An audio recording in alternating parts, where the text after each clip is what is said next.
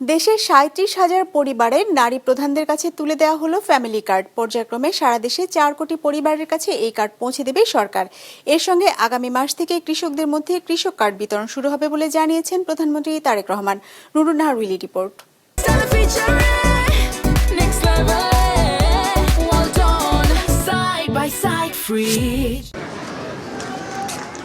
নির্বাচনী ইশতেহারে প্রতিশ্রুতি ছিল ক্ষমতায় গেলে দেশের অর্ধেক জনগোষ্ঠী নারীদের স্বাবলম্বী ও সচ্ছল করে গড়ে তুলতে আর্থিক প্রণোদনা দেবে বিএনপি সরকার। বিপুল সংখ্যাগরিষ্ঠতা নিয়ে সরকার গঠনের ১ মাসের মধ্যেই সেই প্রতিশ্রুতি বাস্তবায়ন শুরু করলেন প্রধানমন্ত্রী তারেক রহমান। সকালে রাজধানীর মহাখালীর করাইল বস্তি সংলগ্ন টিএনটি মাঠে নিম্ন আয়ের পরিবারের নারীদের হাতে কার্ড তুলে দেন প্রধানমন্ত্রী।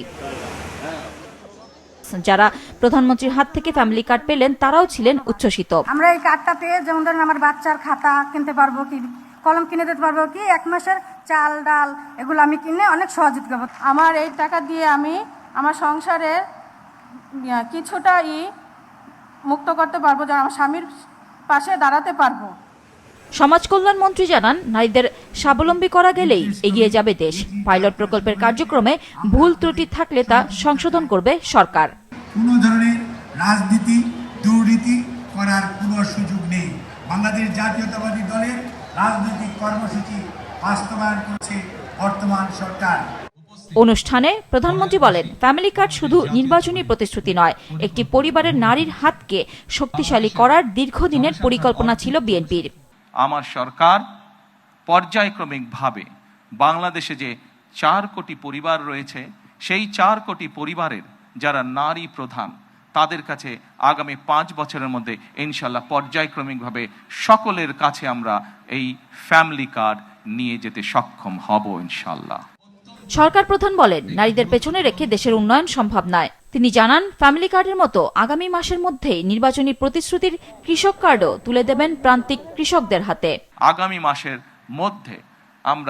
আগামী মাসের ভেতরে আমরা কৃষক ভাইদের কাছেও বহু কৃষক ভাইদের কাছে আমরা কৃষক কার্ড তুলে দিতে সক্ষম হব ইনশাল্লাহ। বিএনপি সরকার সব প্রতিশ্রুতি বাস্তবায়নে বদ্ধপরিকর জানিয়ে মধ্যপ্রাচ্য পরিস্থিতিতে সবাইকে ধৈর্য ধরার আহ্বান জানান প্রধানমন্ত্রী। এই দেশের মানুষের প্রত্যাশা বর্তমান নির্বাচিত সরকারের কাছে অনেক, সেটি আমরা বুঝতে পারি। কিন্তু একই সাথে আমরা যদি বাস্তবতা বিবেচনা করি এবং সমসাময়িক ঘটনা, মধ্যপ্রাচ্যের যে পরিস্থিতি, সকল কিছু যদি বিবেচনা করি, তাহলে আমরা যে প্রতিশ্রুতিগুলো দিয়েছিলাম আমরা অবশ্যই আমাদের প্রতিশ্রুতি থেকে বিন্দুমাত্র আমরা অবস্থান পরিবর্তন করব না। হয়তো সমসাময়িক বৈশ্বিক পরিস্থিতির কারণে ক্ষেত্র বিশেষে হয়তো আমাদের কিছু কিছু ক্ষেত্রে সময় বেশি লাগতে পারে।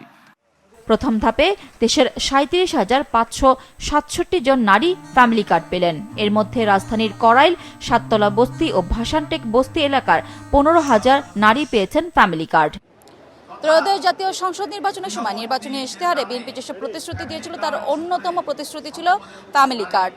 আজ প্রধানমন্ত্রী তারেক রহমান এই ফ্যামিলি কার্ড উদ্বোধনের মধ্যে দিয়ে সেই নির্বাচনী প্রতিশ্রুতি বাস্তবায়নের পথেই হাঁটছেন। Nurun Nahar Willy, business report, মাছরাঙা টেলিভিশন।